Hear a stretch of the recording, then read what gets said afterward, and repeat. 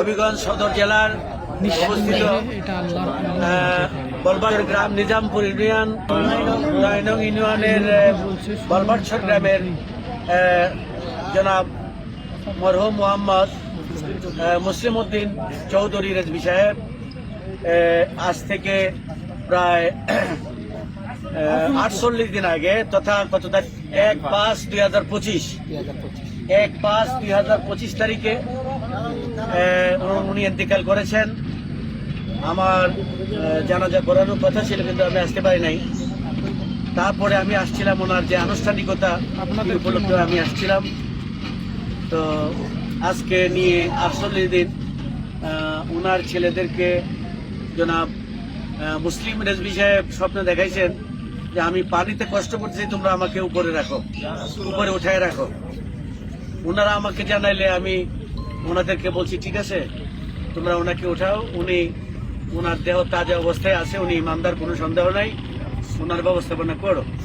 তো আজকে তারিখ হইল 16/6/2025 সোমবার।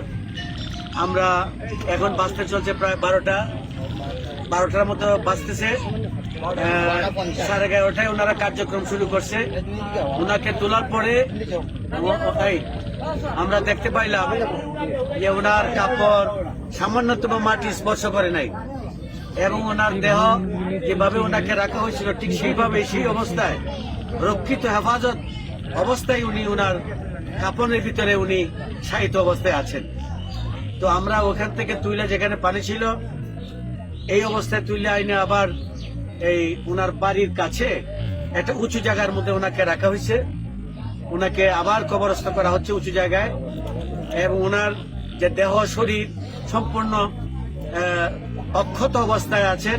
যে ইমানদারদের চেহারা যেভাবে মাটির নিচে রাখলে যেভাবে থাকে তরুতাজা, সেই তরুতাজা অবস্থায় আমরা পাইছি। সকলে বলি আলহামদুলিল্লাহ, আমিন।